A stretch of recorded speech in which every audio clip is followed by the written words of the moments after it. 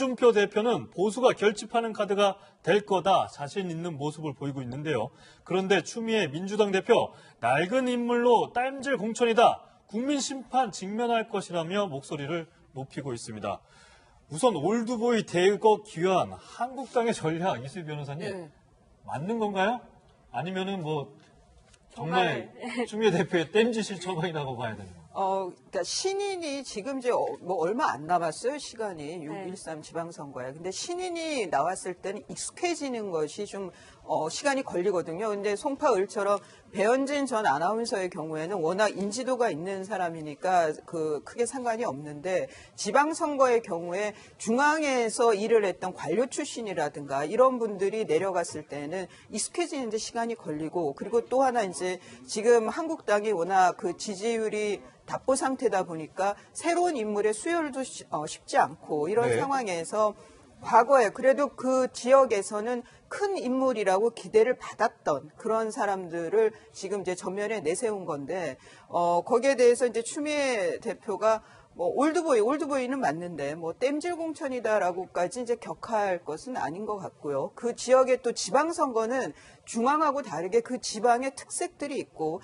그 지방의 그 주민들의 또 정서가 있는 거기 때문에 뭐 홍준표 대표로서는 뭐 최선의 공천을 한 거라고 보이기는 합니다만은 또 이제 추미애 대표도 뭐 그 민주당의 경우에도 새 인물이 없기는 마찬가지예요. 그 뭐 좀 나이가 더 젊다는 것 뿐이지 나이 비교를 가지고 단순히 뭐 올드보이다 아니다 얘기할 거는 아니고 새 인물이 없고 영입을 위해서 적극적으로 나서지 않은 것은 양당이 마찬가지라는 생각이 듭니다. 네, 우선 일단 6년 만에 리턴 매치부터 한번 얘기를 해볼까 하는데요. 경남지사죠. 경남지사 얘기부터 해볼까 하는데 다음 주 월요일 공식 출마 선언을 앞둔 김태호 전 지사가 올드보이 공사에 이렇게 화답을 했습니다. 한번 들어보시죠.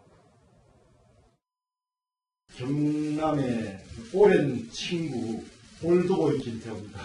경남을 지켜서 대한민국의 가치를 꼭 지키고 싶습니다.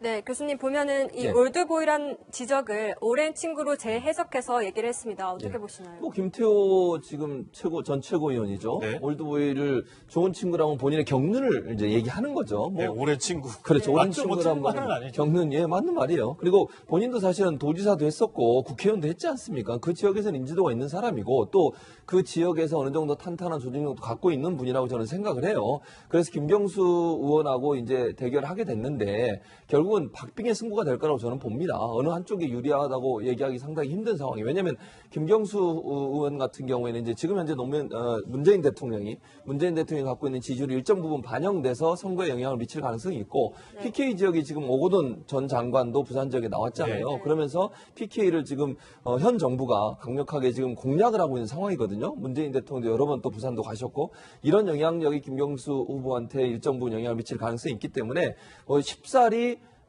판단하기 힘든 그런 경쟁이 될 거라고 저는 생각을 하고 뭐 김태호 전 경남도지사 같은 경우에는 이제 올드보이라는 이게 싸잡아서 물론 이제 자유한국당의 올드보이라고 얘기를 했지만 사실은 이인재나 아니면 김문수 후보들에 대해서 공격을 하는 것이 더 이제 이 말과 더 연관이 된다고 보고 김태호 후보 같은 경우는 그렇게 이제 올드보이 이미지보다는 그래도 오랫동안 거기서 활동을 했기 때문에 그 부분에 일정 부분 영향을 받을 거라고 봐요. 그래서 본인이 얘기하는 오랜 친구라는 얘기는 결국 경륜이 있고 그 지역에서 오랫동안 함께했던 사람이다라고 하는 친근감을 내세우면서 본인의 지지율을 확산시키려는 의도를 갖고 있다고 보여집니다. 민주당의 후보도 만만치가 않은데 문재인의 복심이라고 불리는 김경수 의원 전력 공천을 했는데 김 의원도 6년 전에 서력을 자신하고 있는데요. 먼저 얘기 한번 들어보시겠습니다. 문재인 정부가 남은 개혁을 성공적으로 추진해 나가기 위해서 그중에서도 부산 경남 지역이 좋은 결과를 얻는 것이 대단히 중요합니다.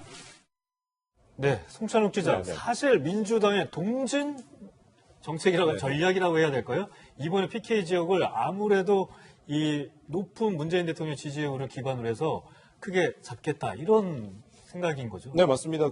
뭐 민주당 같은 경우는 지방선거 전이 이제 시작될 때부터 동진 정책 강하게 주장을 했는데요.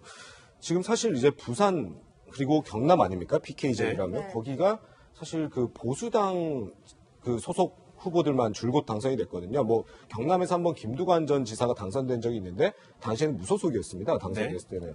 그만큼 이제 보수색이 강한 곳이었는데 지금 뭐 문재인 대통령 고향이 부산이기도 하고 지금 PK에서 상당한 높은 지지율을 기록하고 있기 때문에 이번에 이 지역을 탈환한다. 특히 이제 부산 경남을 탈환하게 될 경우에는 자유한국당은 이제 영남 지역이 이제 근거지라고 할 수가 있기 때문에 네. 상당한 또 타격을 줄 수 있다. 이런 점에서 이런 전략을 펴고 있습니다. 네, 변호사님 변수라고 할 수 있을지 모르겠는데요. 지금 경남지사 선거를 두고 이 노회찬 원내대표죠.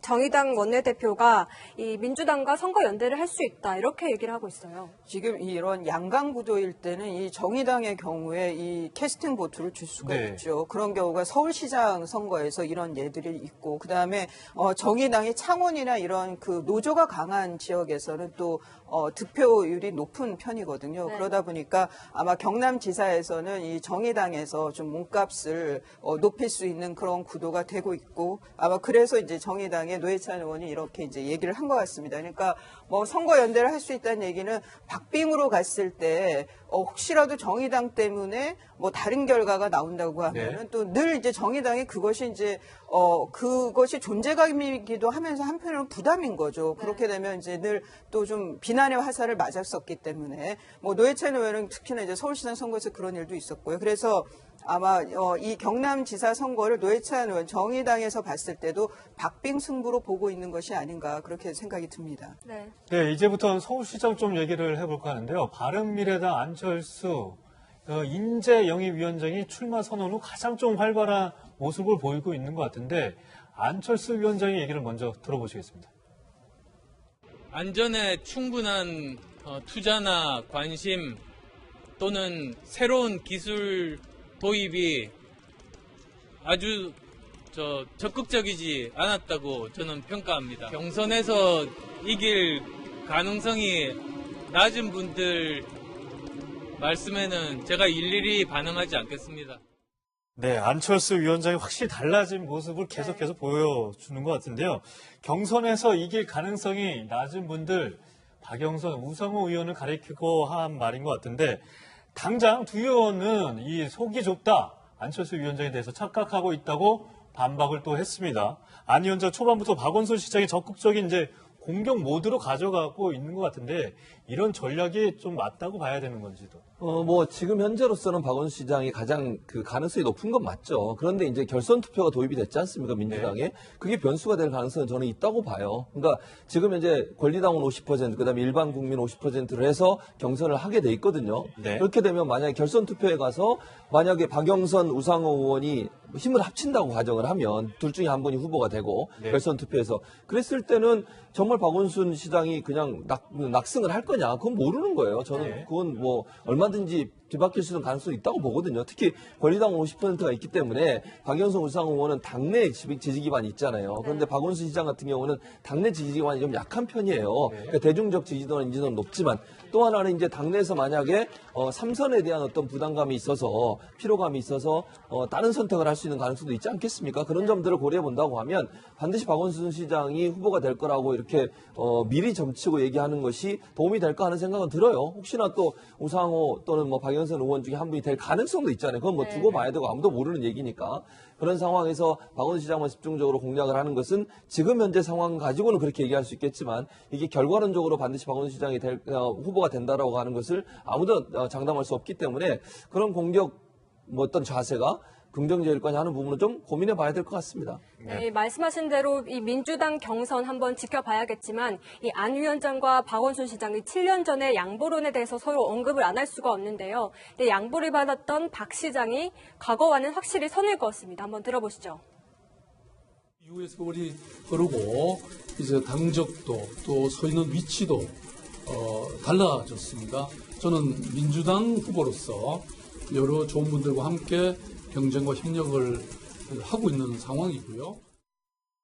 네, 박원순 시장 어쨌든 본인이 아직도 갈 길은 좀 먼 것 같은데 이런 부분에 대해서 박 시장이 여러 가지 또 이 서울시 운영에 대해서 지금까지 뭐 비판이 많은 부분도 많이 있잖아요. 그러니까 그 눈에 보이는 것이 없다. 뭐 그래서 그걸 이제 이전에 뭐 토건 행정이다, 뭐 이런 그 전시 행정이다 이런 비판을 하면서 또 시민의 대표로 해서 저 시장에 당선된 후에 가시적인 성과들이 썩 보이지 않았고 특히나 구의역의 그 스크린도 수리하던 그 알바생의 그 네. 죽음에는 굉장히 그 유체이탈 합법으로 대응을 하고 뭐 뒤늦게 나타나고 이런 것 때문에 또 굉장히 비판을 많이 받았어요. 지금 네. 시간이 흘러서 좀 잊혀진 면이 있지만 그러니까 안철수 위원장이 이렇게 출마 발표를 하고 제일 먼저 찾아간 것도 또 구의역이었죠. 구역이었죠. 그것이 이제 박원순 시장의 어떤 좀 민낯이 될 수도 있기 때문에 박원순 시장이 아마 만약 후보가 된다, 아니 경선 후보 때에도 이 부분은 굉장히 공격을 많이 받을 것 같은데요.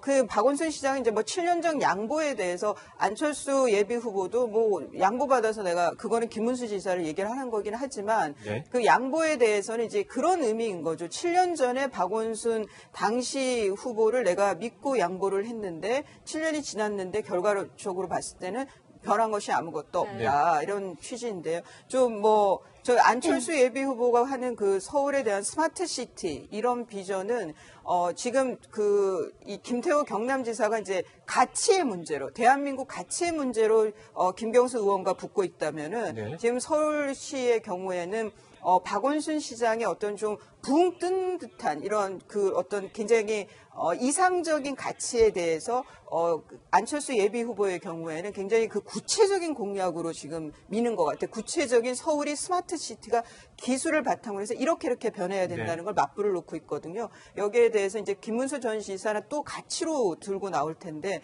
이런 새 후보의 그 충돌이 공약이란 이런 것들이 좀 굉장히 흥미롭게 펼쳐질 걸로 보입니다.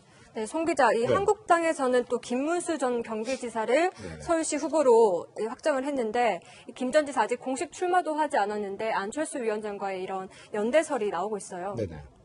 뭐 지금으로서는 그 연대설 얘기는 많이 나오는데 현재로서는 사실상 어렵다고 보는 게 맞을 것 같습니다. 왜냐하면 이게 여러 구도를 생각해야 되는데 서울시장 선거 같은 경우에는 아마 안철수 위원장은 그 민주당 후보의 양강 구도를 원할 겁니다. 그런데 한국당은 양강이 아니라 3자 구도가 더 유리하다고 보고 있거든요. 네. 그 안철수 위원장이 어느 정도 양쪽의 지지층을 좀 끌고 가더라도 보수층을 최종 그 김문수 전 지사로 그 보수층들을 완전히 결집을 했을 때 오히려 더 가능성이 있다. 네. 이렇게 보고 있기 때문에 지금 3자 구도를 더 유리하게 보고 있고 그리고 이번 지방선거 자체를 그 단순히 지방선거가 아니라 이 앞으로 이제 2년 뒤에 있을 총선 그리고 그 뒤에 있을 대선까지 바라보면서 지금 선거를 치르고 있기 때문에 한국당 그 조직들을 탄탄하게 이번에 선거에서 하고 그리고 바른미래당보다는 확실히 자유한국당이 앞선다. 네. 자유한국당이 확실한 제1야당이다. 이런 점을 지금 보여주겠다는 그 전략이기 때문에 현재로서는 단일화가 그렇게 쉽지는 않을 것 같습니다. 네. 사실 이 한국당 입장에서도 지금 초반에 뭐 안철수 위원장 예비 후보랑 이렇게 통합이 된다.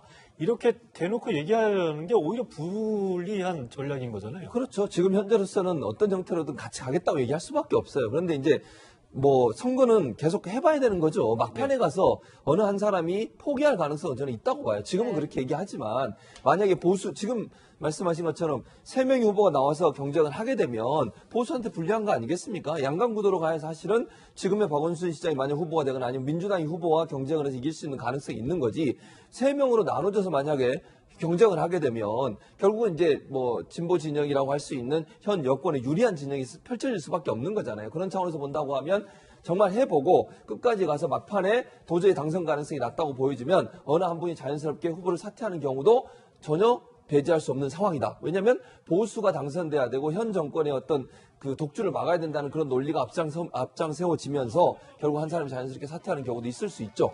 그게 사실은 안철수 전 대표가 바라는 그림이라고 저는 생각을 해요. 그렇지 않고서는 사실 민주당과의 경쟁에서 이길 가능성이 조금 어려워지는 상황이 되거든요. 왜냐하면 보수의 표가 나눠지면 결국 민주당을 어부지리로 당선될 수 있는 그런 상황까지도 갈 수 있는 상황이기 때문에 안철수 전 대표 입장에서는 양강 구도로 가기를 정말 간절히 바랄 겁니다.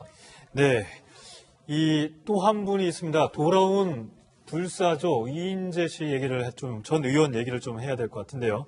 사실 안희정 충남지사의 이 미투 파동이죠. 사태 때문에 벌어지고 또 유력한 차기 주자였던 박수현 전 대변인도 청와대 대변인도 물러가 나면서 과연 누가 공천이 될 것인가 많이 주목했는데 이인재 전 의원이 사실상 다시 돌아왔습니다. 저도 이 소식을 듣고 깜짝 놀랐는데 네. 가능성이 있을까요? 불사조 끝까지 불사조가 될까요? 그러니까 이인재 전 의원을 이제 충남지사에 공천할 거다라고 했을 때 첫 번째 반응은 언제적 이인재 의원인데 또 한편으로는 그거 참 묘하네 이런 묘한 수다라는 생각도 들고 네. 그런데 이제 올드보이라고 있는 게 이제 이렇게 통칭이 돼버린 게 이 이인재 전 의원 때문이긴 하죠. 그런데 제가 이제 논산에 뭐 이렇게 재판 때문에 가서 이렇게 보면서 택시 기사분들한테 얘기를 들으면은 이게 이제 지방 출신 의원들의 최대 장점인데 여전히 그래도 여전히 이인재라는 거죠.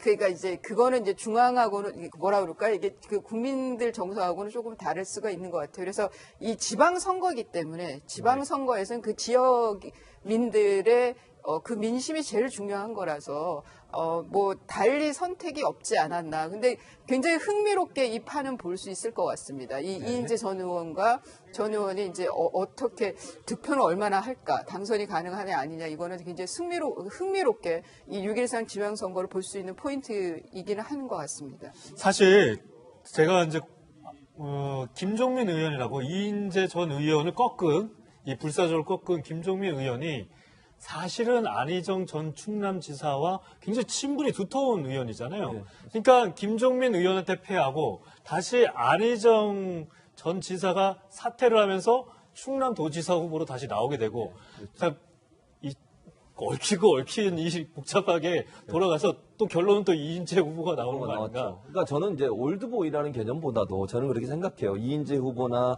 아니면 이제 김문수 후보 같은 경우에 나이가 많아서 올드보이라는 개념으로 비판을 하는 거 뭐 그거 저는 뭐 별로 그렇게 그 부분은 좋아하지 않지만 저는 두 분이 탄핵 정부에서 보여줬던 행보가 저는 문제가 된다고 생각을 하거든요. 네. 박근혜 전 대통령을 지지하는 세력들 앞에 가서 연설도 하시고 박근혜 전 대통령이 죄가 없다고 발언도 하셨던 분들이에요. 두 분 다. 그게 과연 그러면 선거에 들어가면 그걸 공격 안 하겠습니까? 그 내용이 이슈가 될 거라고 저는 생각을 해요. 저 두 분이 나오는 순간요. 그 반대 진영에서 공격하는 포인트는 박근혜 전 대통령이 지금 어제 24년 형을 받았는데 그 사람을 보호하고 옹호하고 지지했던 사람이 과연 지금의 이 시대에 과연 우리 지역의 어떤 지역의 일꾼으로서 일할 수 있는 자격이 있느냐 하는 부분이 계속 공격 대상이 될 것이기 때문에 그런 차원에서 올드보이라는 개념을 얘기하는 거예요. 나이가 많아서의 문제가 아니라 저분들이 지금까지 보였던 행보 자체가 과연 그러면 지금의 이 사회 현상에 또는 사회 분위기에 과연 받아들일 수 있는 행동이냐 하는 부분에 있어서는 논란이 될 가능성이 있어서 저는 상당히 부적절한 그런 공천이라고 저는 개인적으로 생각을 합니다. 편이거든요. 네. 그러다 보니까 아마 경남지사에서는 이 정의당에서 좀 몸값을 높일 수 있는 그런 구도가 되고 있고 아마 그래서 이제 정의당의 노회찬 의원이 이렇게 이제 얘기를 한 것 같습니다. 그러니까 뭐 선거 연대를 할 수 있다는 얘기는 박빙으로 갔을 때 혹시라도 정의당 때문에 뭐 다른 결과가 나온다고 하면은 네. 또 늘 이제 정의당이 그것이 이제 그것이 존재감이기도 하면서 한편으로는 부담인 거죠. 그렇게 되면 이제 늘 또 좀 비난의 화살을 맞았었기 때문에 뭐 노회찬 의원은 특히나 이제 서울시장 선거에서 그런 일도 있었고요. 그래서 아마 이 경남지사 선거를 노회찬 의원 정의당에서 봤을 때도 박빙 승부로 보고 있는 것이 아닌가 그렇게 생각이 듭니다. 네. 네, 이제부터는 서울시장 좀 얘기를 해볼까 하는데요. 바른미래당 안철수 인재 영입위원장이 출마 선언 후 가장 좀 활발한 모습을 보이고 있는 것 같은데 안철수 위원장의 얘기를 먼저 들어보시겠습니다. 안전에 충분한 투자나 관심 또는 새로운 기술 도입이 아주 적극적이지 않았다고 저는 평가합니다. 경선에서 이길 가능성이 낮은 분들 말씀에는 제가 일일이 반응하지 않겠습니다. 네, 안철수 위원장이 확실히 달라진 모습을 계속해서 보여주는 것 같은데요. 경선에서 이길 가능성이 낮은 분들, 박영선, 우상호 의원을 가리키고 한 말인 것 같은데 당장 두 의원은 이 속이 좁다, 안철수 위원장에 대해서 착각하고 있다고 반박을 또 했습니다. 안 위원장 초반부터 박원순 시장이 적극적인 이제 공격 모드로 가져가고 있는 것 같은데 이런 전략이 좀 맞다고 봐야 되는 건지도. 뭐 지금 현재로서는 박원순 시장이 가장 그 가능성이 높은 건 맞죠. 그런데 이제 결선 투표가 도입이 됐지 않습니까, 민주당에? 그게 변수가 될 가능성은 저는 있다고 봐요. 그러니까 지금 현재 권리당원 50%, 그다음에 일반 국민 50%를 해서 경선을 하게 돼 있거든요. 네. 그렇게 되면 만약에 결선 투표에 가서 만약에 박영선, 우상호 의원이 힘을 합친다고 가정을 하면 둘 중에 한 분이 후보가 되고 네. 결선 투표에서 그랬을 때는 정말 박원순 시장이 그냥 낙승을 할 거냐? 그건 모르는 거예요. 저는 네. 그건 뭐 얼마든지 뒤바뀔 수 있는 가능성이 있다고 보거든요. 특히 권리당원 50%가 있기 때문에 박영선, 우상호 의원은 당내 지지 기반이 있잖아요. 그런데 박원순 시장 같은 경우는 당내 지지 기반이 좀 약한 편이에요. 그러니까 대중적 지지도나 인지도는 높지만 또 하나는 이제 당내에서 만약에 삼선에 대한 어떤 부담감이 있어서 피로감이 있어서 다른 선택을 할 수 있는 가능성도 있지 않겠습니까? 그런 점들을 고려해 본다고 하면 반드시 박원순 시장이 후보가 될 거라고 이렇게 미리 점치고 얘기하는 것이 도움이 될까 하는 생각은 들어요. 혹시나 또 우상호 또는 뭐 박영선 의원 중에 한 분이 될 가능성도 있잖아요. 그건 뭐 두고 봐야 되고 아무도 모르는 얘기니까. 그런 상황에서 박원순 시장만 집중적으로 공략을 하는 것은 될 거라고 저는 봅니다. 어느 한쪽이 유리하다고 얘기하기 상당히 힘든 상황이에요. 왜냐하면 김경수 의원 같은 경우에는 이제 지금 현재 문재인 대통령이 갖고 있는 지지율이 일정 부분 반영돼서 선거에 영향을 미칠 가능성이 있고 PK 지역이 지금 오거돈 전 장관도 부산 지역에 나왔잖아요. 그러면서 PK를 지금 현 정부가 강력하게 지금 공략을 하고 있는 상황이거든요. 문재인 대통령도 여러 번 또 부산도 가셨고 이런 영향력이 김경수 후보한테 일정 부분 영향을 미칠 가능성이 있기 때문에 쉽사리 판단하기 힘든 그런 경쟁이 될 거라고 저는 생각을 하고 뭐 김태호 전 경남도지사 같은 경우에는 이제 올드보이라는 이게 싸잡아서 물론 이제 자유한국당이 올드보이라고 얘기를 했지만 사실은 이인재나 아니면 김문수 후보들에 대해서 공격을 하는 것이 더 이제 이 말과 더 연관이 된다고 보고 김태호 후보 같은 경우는 그렇게 이제 올드보이 이미지보다는 그래도 오랫동안 거기서 활동을 했기 때문에 그 부분에 일정 부분 영향을 받을 거라고 봐요. 그래서 본인이 얘기하는 오랜 친구라는 얘기는 결국 경륜이 있고 그 지역에서 오랫동안 함께했던 사람이다라고 하는 친근감을 내세우면서 본인의 지지율을 확산시키려는 의도를 갖고 있다고 보여집니다. 예, 민주당의 후보도 만만치가 않은데 문재인의 복심이라고 불리는 김경수 의원 전력 공천을 했는데 김 의원도 6년 전에 서력을 자신하고 있는데요. 먼저 얘기 한번 들어보시겠습니다.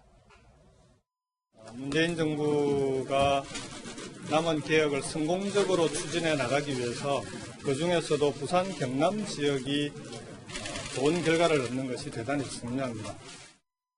네, 송찬욱 기자. 네. 사실 민주당의 동진 정책이라고 전략이라고 해야 될까요? 이번에 PK 지역을 아무래도 이 높은 문재인 대통령 지지율을 기반으로 해서 크게 잡겠다 이런 생각인 거죠. 네, 맞습니다. 뭐 민주당 같은 경우는 지방선거 전이 이제 시작될 때부터 동진 정책 강하게 주장을 했는데요. 지금 사실 이제 부산 그리고 경남 아닙니까? PK 지역이라면 네. 거기가 사실 그 보수당 그 소속 후보들만 줄곧 당선이 됐거든요. 뭐 경남에서 한번 김두관 전 지사가 당선된 적이 있는데 당시에는 무소속이었습니다. 당선됐을 때는. 그만큼 이제 보수색이 강한 곳이었는데 지금 뭐 문재인 대통령 고향이 부산이기도 하고 지금 PK에서 상당한 높은 지지율을 기록하고 있기 때문에 이번에 이 지역을 탈환한다. 특히 이제 부산 경남을 탈환하게 될 경우에는 자유한국당은 이제 영남 지역이 이제 근거지라고 할 수가 있기 때문에 상당한 또 타격을 줄 수 있다. 이런 점에서 이런 전략을 펴고 있습니다. 네, 변호사님 변수라고 할 수 있을지 모르겠는데요. 지금 경남지사 선거를 두고 이 노회찬 원내대표죠. 정의당 원내대표가 이 민주당과 선거 연대를 할 수 있다 이렇게 얘기를 하고 있어요. 지금 이런 양강 구도일 때는 이 정의당의 경우에 이 캐스팅 보트를 줄 수가 있죠. 그런 경우가 서울시장 선거에서 이런 예들이 있고, 그 다음에 정의당이 창원이나 이런 그 노조가 강한 지역에서는 또 득표율이 높은. 홍준표 대표는 보수가 결집하는 카드가 될 거다 자신 있는 모습을 보이고 있는데요.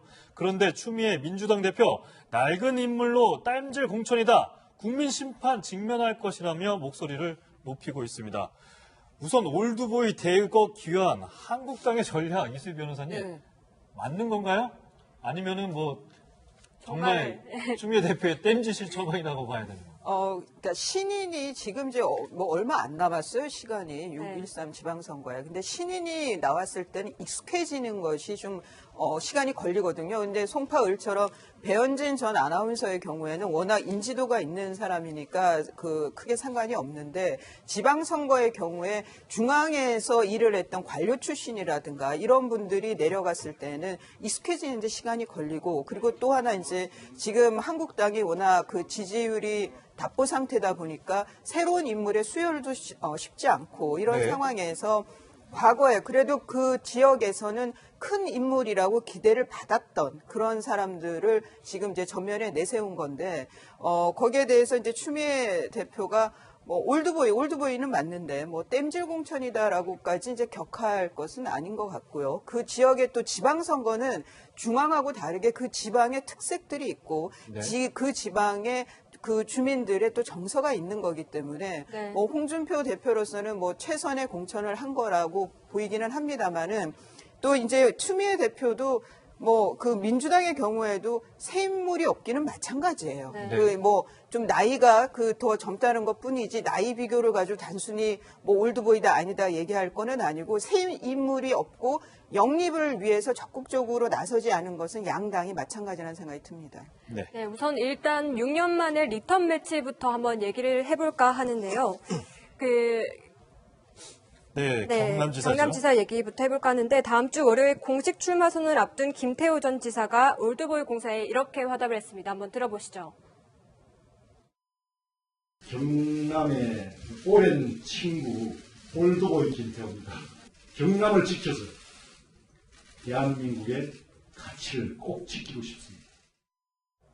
네, 교수님 보면은 이 네. 올드보이란 지적을 오랜 친구로 재해석해서 얘기를 했습니다. 어떻게 네. 보시나요? 뭐 김태호 지금 전 최고위원이죠. 네. 올드보이를 좋은 친구라고 본인의 경륜을 이제 얘기하는 거죠. 뭐 네, 오랜 친구. 그렇죠. 오랜 맞죠? 뭐 친구란 틀린 말은 말은 아니죠. 경륜, 예, 맞는 말이에요. 그리고 본인도 사실은 도지사도 했었고 국회의원도 했지 않습니까? 그 지역에서는 인지도가 있는 사람이고 또 그 지역에서 어느 정도 탄탄한 조직력도 갖고 있는 분이라고 저는 생각을 해요. 그래서 김경수 의원하고 이제 대결하게 됐는데 결국은 박빙의 승부가 될 충돌이 공약이란 이런 것들이 좀 굉장히 흥미롭게 펼쳐질 걸로 보입니다.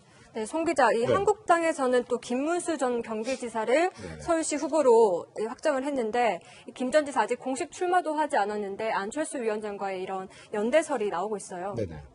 뭐 지금으로서는 그 연대설 얘기는 많이 나오는데 현재로서는 사실상 어렵다고 보는 게 맞을 것 같습니다. 왜냐하면 이게 여러 구도를 생각해야 되는데 서울시장 선거 같은 경우에는 아마 안철수 위원장은 그 민주당 후보의 양강 구도를 원할 겁니다. 그런데 한국당은 양강이 아니라 3자 구도가 더 유리하다고 보고 있거든요. 네. 그 안철수 위원장이 어느 정도 양쪽의 지지층을 좀 끌고 가더라도 보수층을 최종 그 김문수 전 지사로 그 보수층들을 완전히 결집을 했을 때 오히려 더 가능성이 있다. 네. 이렇게 보고 있기 때문에 지금 3자 구도를 더 유리하게 보고 있고 그리고 이번 지방선거 자체를 그 단순히 지방선거가 아니라 이 앞으로 이제 2년 뒤에 있을 총선 그리고 그 뒤에 있을 대선까지 바라보면서 지금 선거를 치르고 있기 때문에 한국당 그 조직들을 탄탄하게 이번에 선거에서 하고 그리고 바른미래당보다는 확실히 자유한국당이 앞선다. 네. 자유한국당이 확실한 제1야당이다. 이런 점을 지금 보여주겠다는 그 전략이기 때문에 현재로서는 단일화가 그렇게 쉽지는 않을 것 같습니다. 네. 사실 이 한국당 입장에서도 지금 초반에